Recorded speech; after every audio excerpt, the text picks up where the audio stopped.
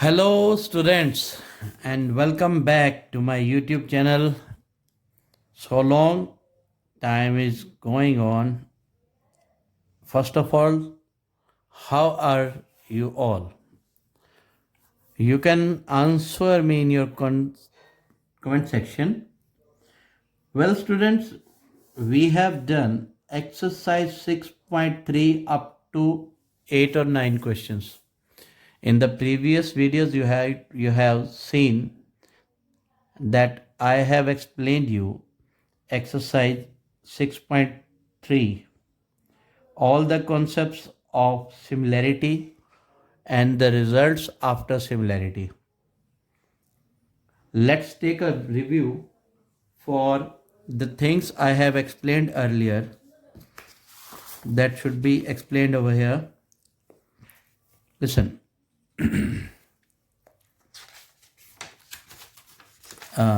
Space. I need space to write down the previous concepts, so it will take a little time to manage.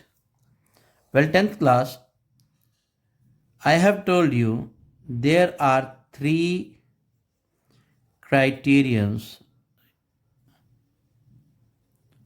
to prove a triangle similar to another triangle. What they are? First, angle similarity, and second, I told you side similarity, and third, SAS similarity criterion.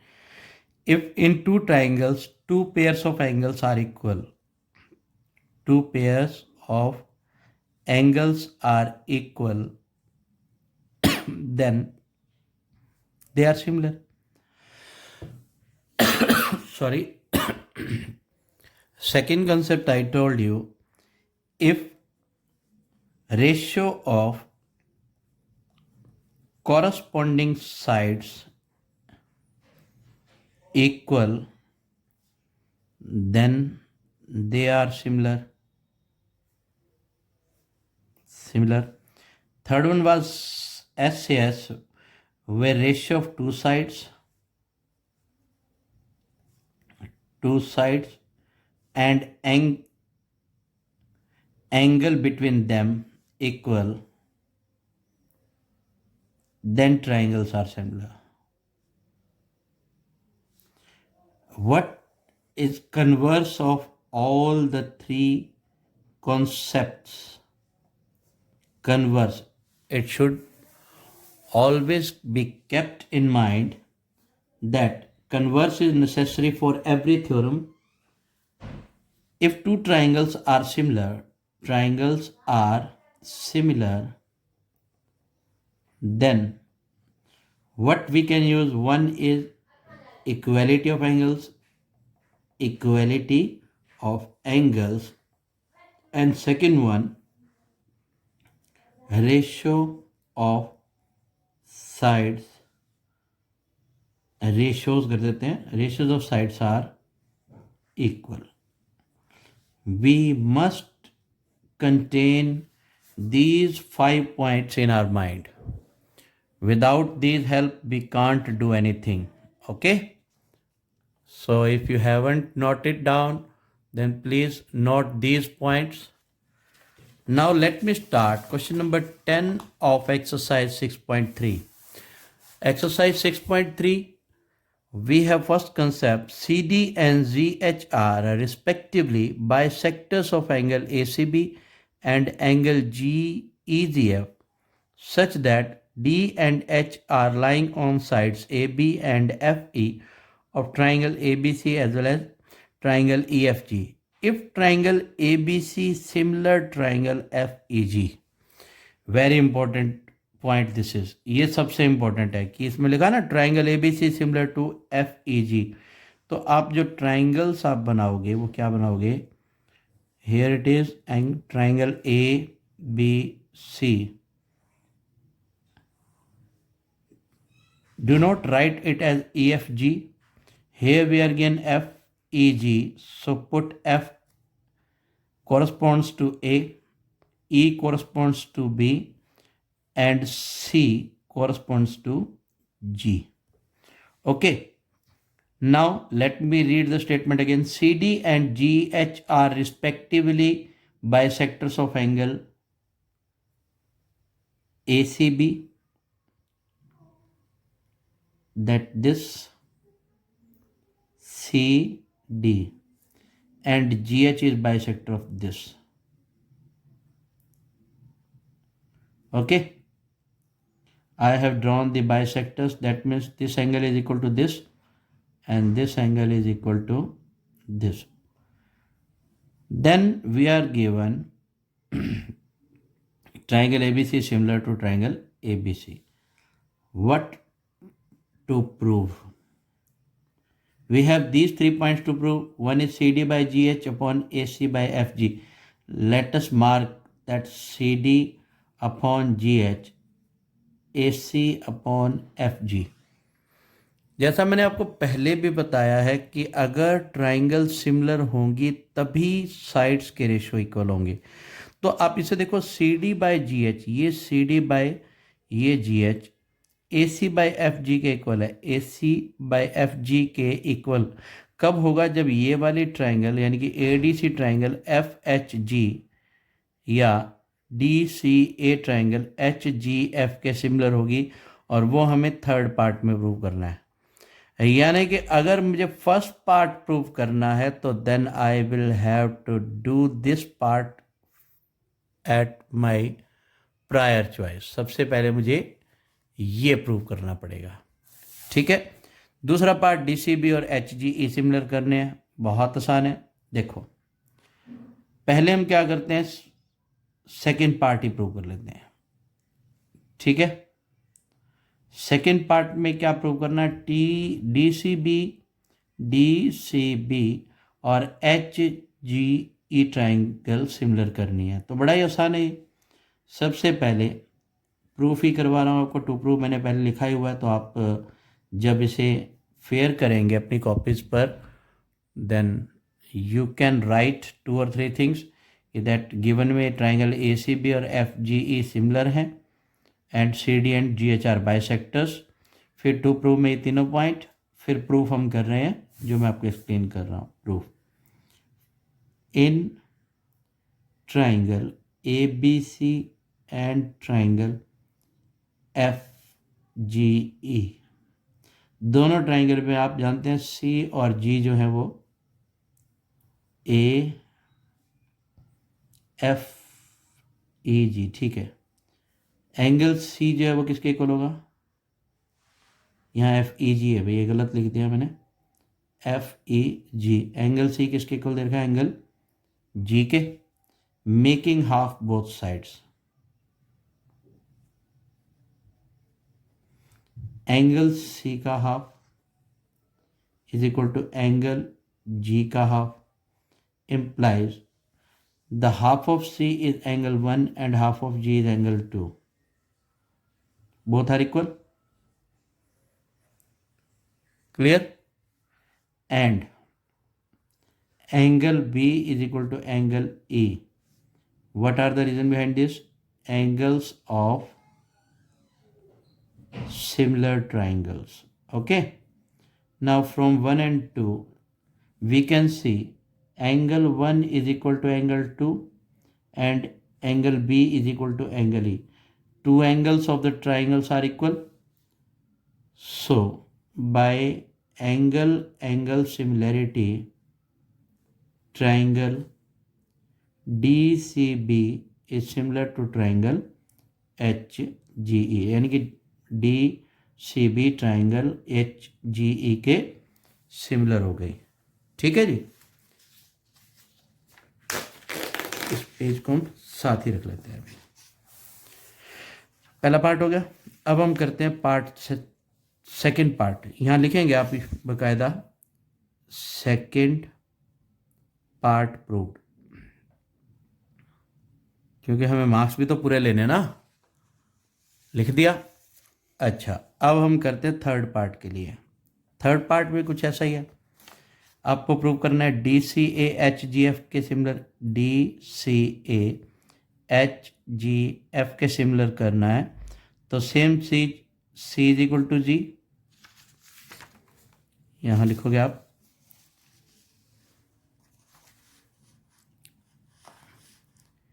In triangle D C A and triangle H G F, इसको नाम दोगे angle 3 और angle 4। Angle 3 is equal to angle 4, we can say half of equal angles, angle C is equal to angle जी। अब आपको ये तो पता है ना कि ये सी पूरा और जी पूरा इक्वल क्यों है, क्योंकि ट्राइंगल ए बी सी और एफ ई जी दोनों सिमिलर हैं। तो सी और जी सिमिलर ट्राइंगल के एंगल्स हैं जो कि इक्वल होंगे, अभी कंसेप्ट में भी बताया। और फिर ये बाइसेक्टर देखे तो इनके हाफ भी इक्वल होंगे। तो सी का हाफ 1 हो सकता है, 2 हो सकता है इधर से, सी का हाफ 3 भी हो सकता है और इधर से 4 भी हो सकता है। बात समझ आई? तो मैंने हाफ ऑफ ये दोनों एंगल्स ले लिए हमारे पास। और दूसरा पार्ट क्या है, ये एंगल एफ और ए इक्वल है। Angle A is equal to angle F because triangle D C A similar triangle H G F. साथ में हम ये भी लिख सकते हैं C A S T, corresponding angle of similar triangles. ठीक है, अगर दो एंगल इक्वल हो गए तो by angle similarity criterion triangle D C A similar triangle H G F, इसका रीजन क्या लिखोगे आप, एंगल ये हो गया, और लिखोगे पार्ट 3 प्रूव्ड। ठीक है जी।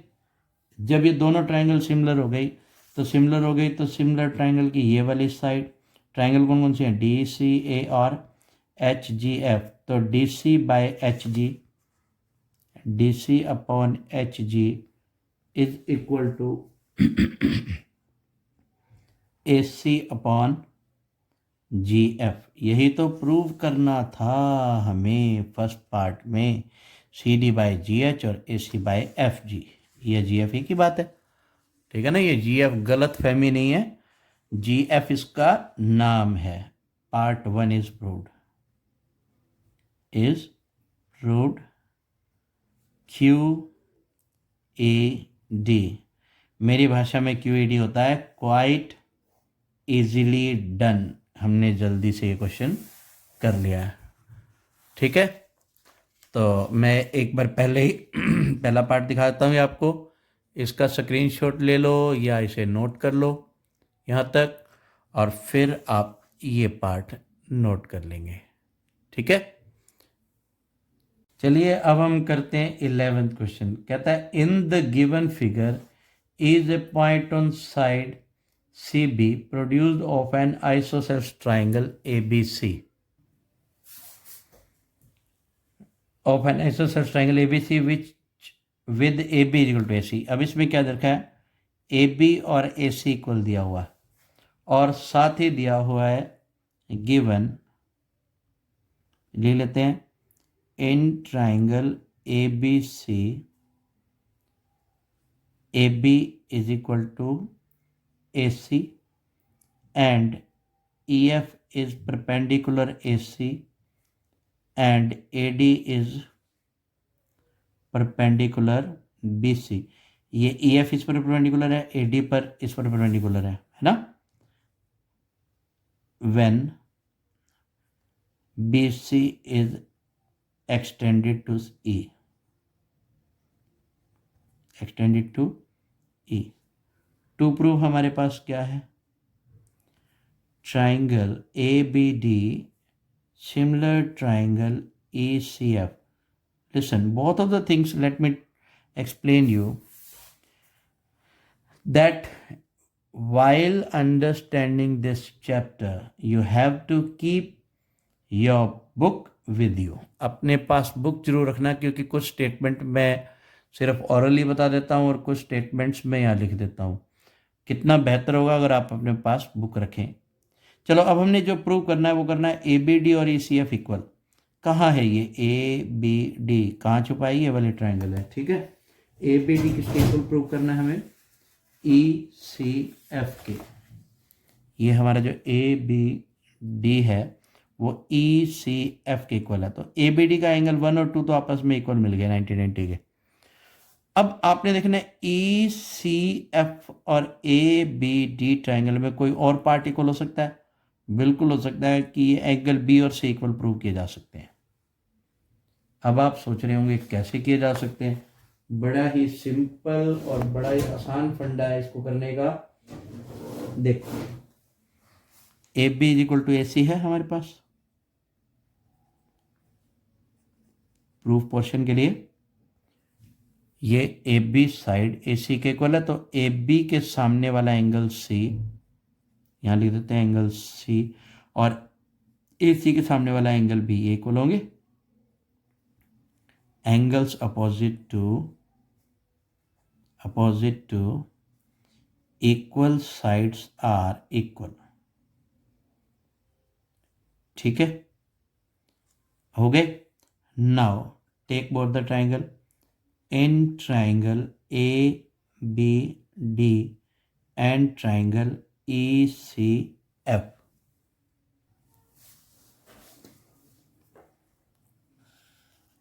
ये वाले ट्राइंगल और ये ECF ये वाली ट्राइंगल,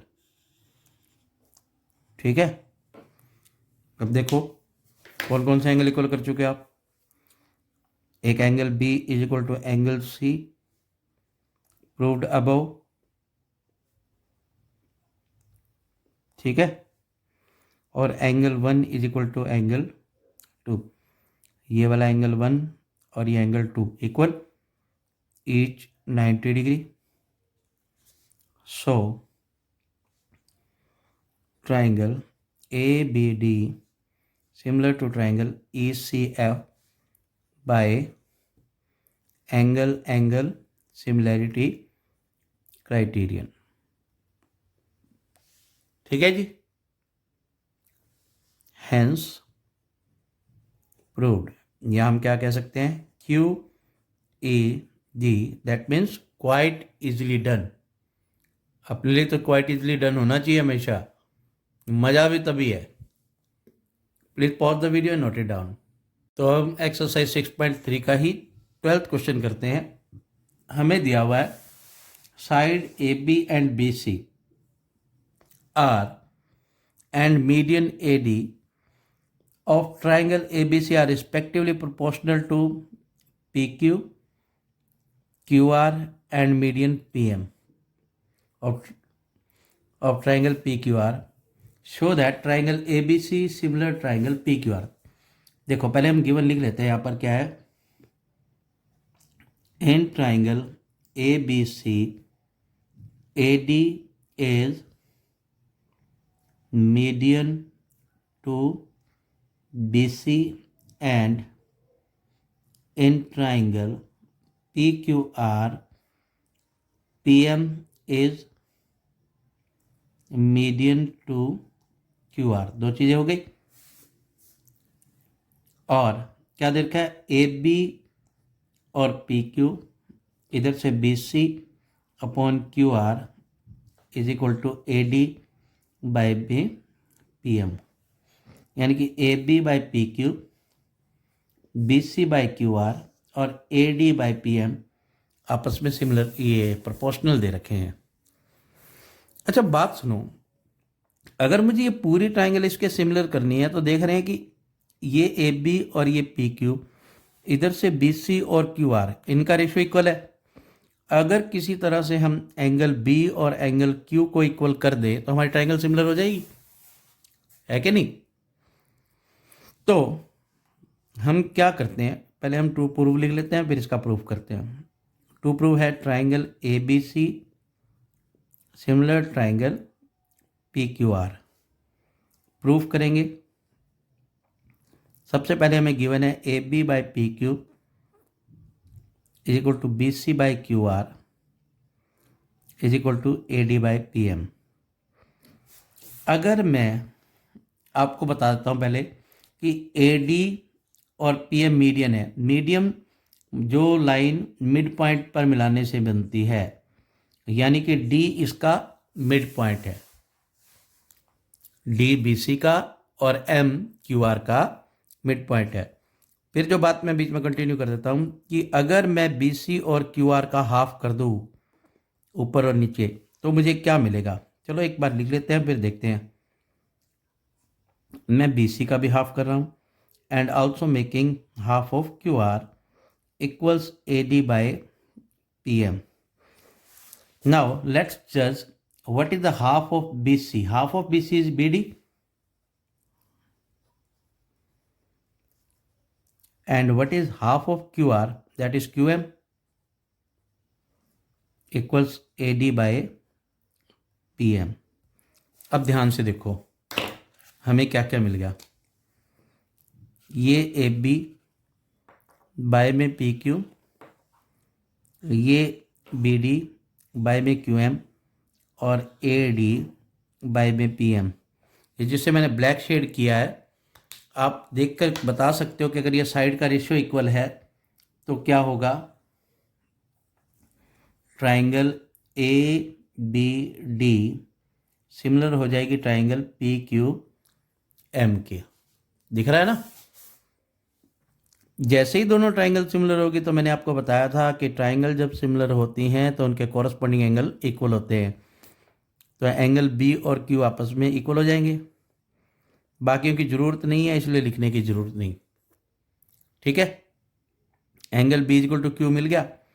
ऑल्सो वी हैव, हमारे पास क्या है और A B by P Q, इधर से B C by Q R, ये दोनों भी इक्वल है। ध्यान से देखो, अब मैं डार्क कर दूंगा पूरा। ये A B by P Q और ये B C by Q R, ये दोनों इक्वल हो गए, इनके रेशो इक्वल हो गए और साथ ही ये वाला एंगल इसके इक्वल हो गया, अभी प्रूव किया ऊपर। तो by S A S, by S A S triangle A B C is similar triangle P Q R, quite easily done और हैंस प्रूव्ड।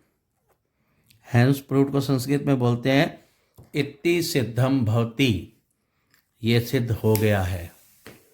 ठीक है बच्चों। सो स्टूडेंट्स, अब हम करेंगे question number 13।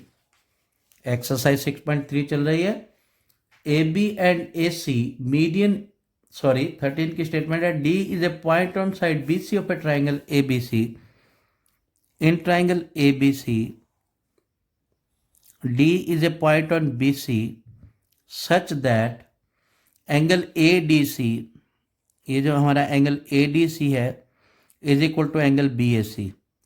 We have to prove that CA square is equal to CB into CD.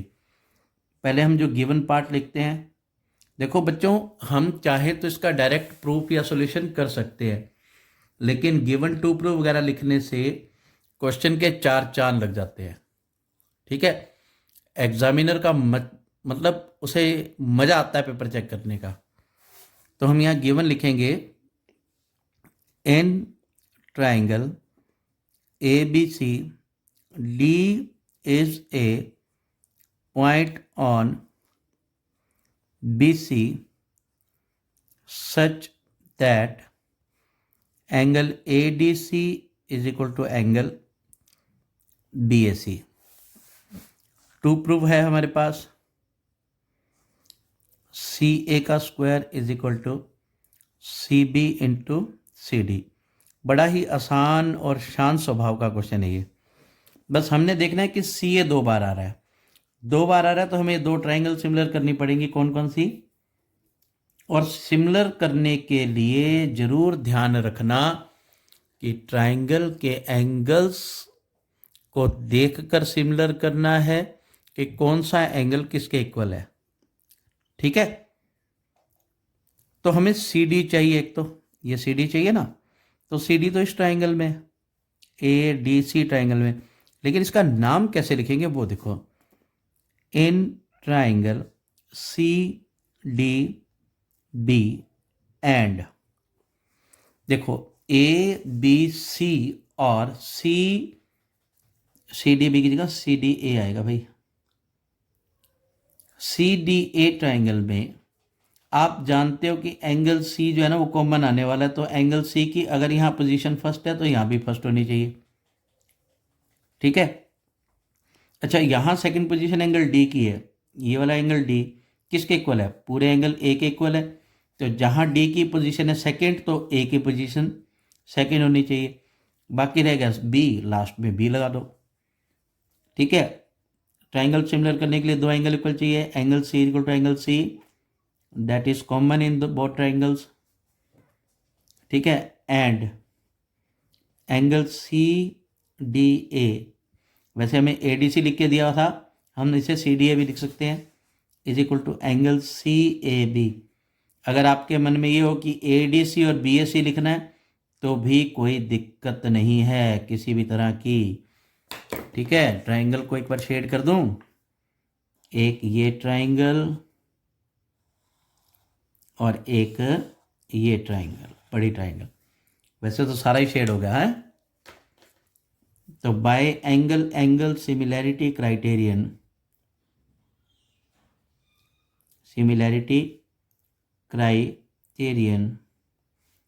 Triangle C D A similar triangle C A B. अब side का ratio कैसे लगाते हैं मैंने आपको बताया था, इधर से ले लो पहले सी डी, पहले दो, इधर से ले लो दोनों सी ए, इधर से पहला तीसरा सी ए और इधर से पहला तीसरा सी बी। आप चाहें तो तीसरा रेशो लिख सकते हैं, लेकिन उसकी ज़रूरत नहीं है, इसलिए दो रेशो से काम चल जाएगा। इसको इससे मल्टीप्लाई करेंगे, इसको इससे मल्टीप्लाई करेंगे, क्रॉस मल्टीप्लाई जिसे बोलते हैं, तो ये हो जाएगा C A square is equal to C B into C D, hence proved, ठीक है, या क्वाइट इजली डन। ये भी आसान क्वेश्चन था, completed. So students, now we will the most dangerous question of this exercise, and I'll explain two methods for this question. Question number 14 it is, and it is, मतलब इसकी statement जो ना 12th question की तरह लगती है पर है नहीं, ठीक है ना। दे क्या रखा है हमें, side A B and A C and median A D of triangle A B C. कहता है कि ए बी और पी क्यू, ए सी और पी आर, वैसे मैंने आधी पढ़ी है स्टेटमेंट, चलो पूरी पढ़ देते हैं। A B and A C and median A D of triangle A B C are respectively proportional to P Q P R and P M, median P M of another triangle P Q R, show that A B C similar triangle P Q R. मतलब हमारे को दे रखा है given कि A B by P Q is equal to A C by P R A D by P M is equal to A C by P R, ठीक है। अगर मैं इस पे मार्कर चला दूं हल्का हल्का, ये ट्राइंगल में ये वाला एंगल, ये वाली साइड, सॉरी एंगल नहीं साइड, ये वाली साइड इक्वल, इनका रेशो इक्वल है, और इस मीडियन का भी। अब बात यह है कि पिछले क्वेश्चन में तो बी सी और क्यू आर था तो आसानी से हो गया था, इसमें ऐसा नहीं है। इसके लिए एक कंस्ट्रक्शन करनी पड़ती है, डी से पैरेलल ए सी के लाइन करेंगे और एम से पैरेलल पी क्यू के एक लाइन ड्रॉ करेंगे, जैसे ये मैंने आपके सामने करके रख रखी है पहले ही, ठीक है। तो आप देख रहे हो कि ए बी सी ट्राइंगल और पी क्यू आर ट्राइंगल में मैं हल्का हल्का ब्लैक कट लगाता हूँ, ये इसके पैरेलल सिमिलर प्रोपोर्शनल, सॉरी इसके पर इसके और इसके। अब हमें एंगल करना है ए और पी को इक्वल, इतना आसान नहीं है मेरे दोस्त। कैसे आसान हो सकता है, पहले बात समझ लो, डी मिड पॉइंट है ना, और डी ई ए सी के पैरेलल भी है। डी मिड पॉइंट है डी ई ए सी के पैरेलल भी है। अगर पैरेलल है तो ई भी मिड पॉइंट होगा।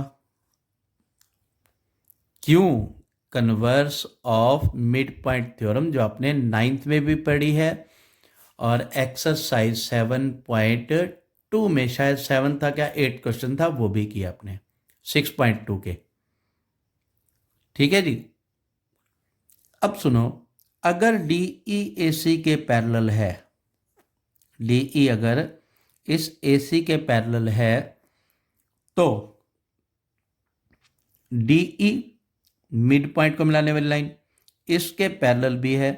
तो हम जानते हैं मिड पॉइंट थ्योरम कहती है कि मिड पॉइंट को मिलाने वाली लाइन तीसरी लाइन के पैरेलल हो तो वो उसकी हाफ भी होती है। ठीक है, यानी कि हमारा पहला स्टेप तो होना चाहिए E is midpoint of A B. जैसे ही ई मिड पॉइंट हुआ तो डी ई ए सी की हाफ भी होगी। ये भी मिड पॉइंट थ्योरम में अपने 9th क्लास में पढ़ा है ना। तो अब हम करते हैं, डायग्राम को साथ ही रखेंगे, गुमना हो जाए कहीं है। Construction, draw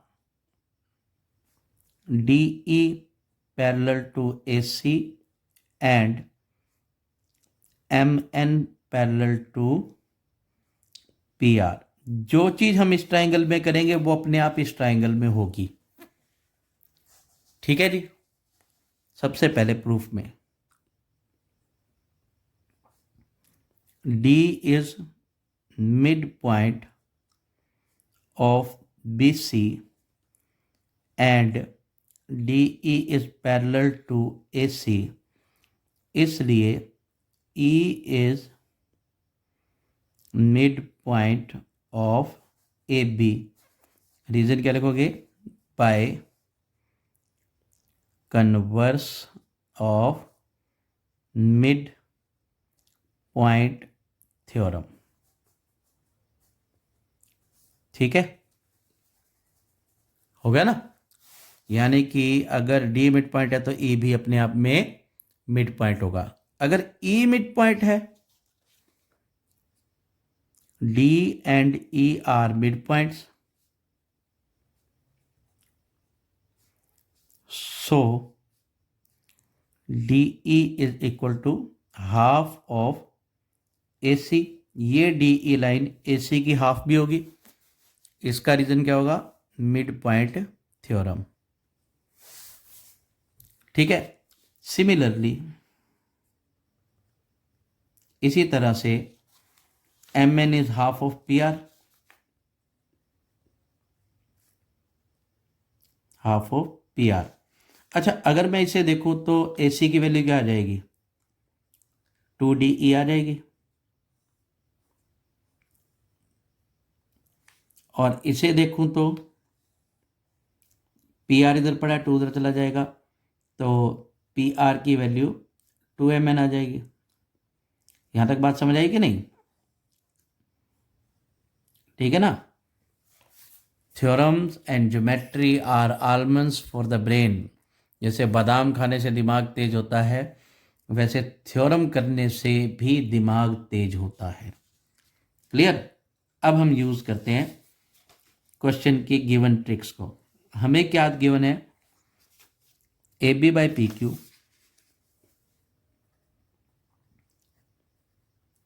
equals A C by P are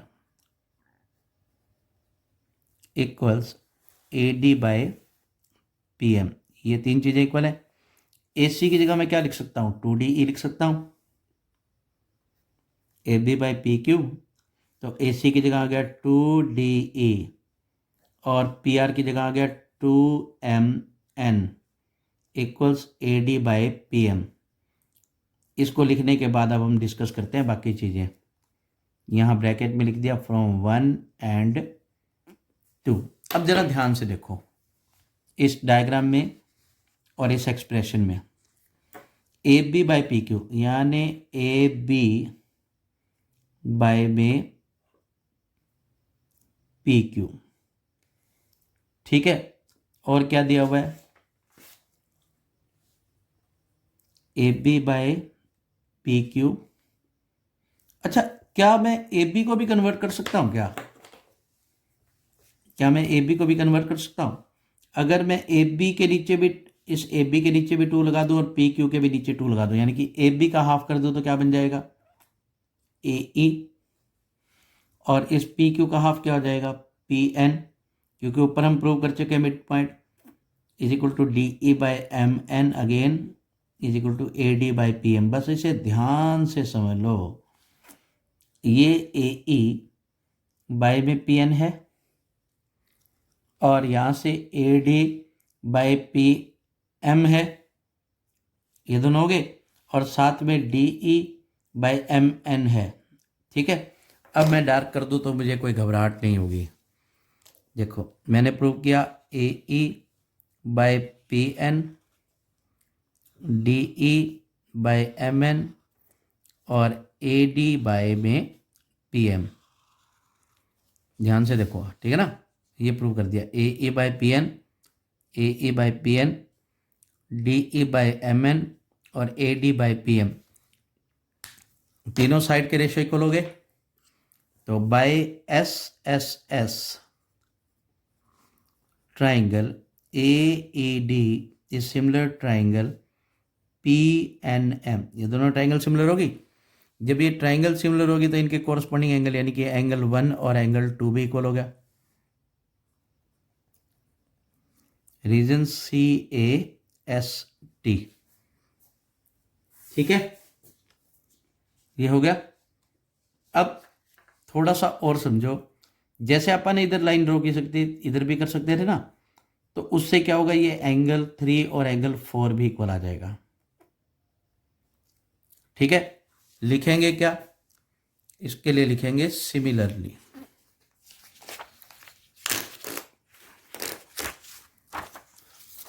in दोनों को यूज करके similarly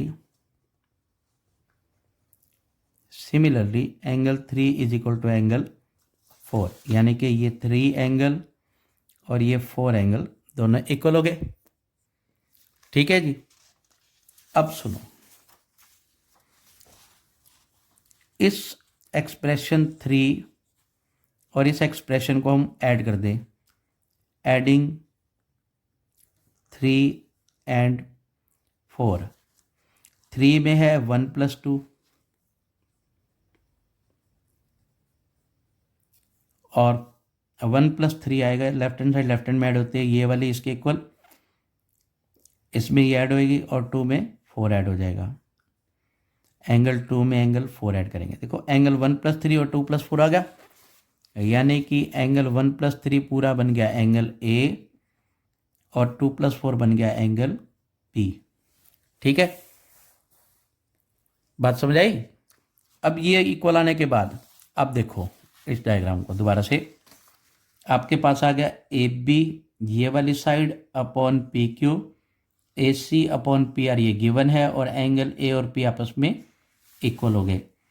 and also A B by P Q is equal to A C by P M,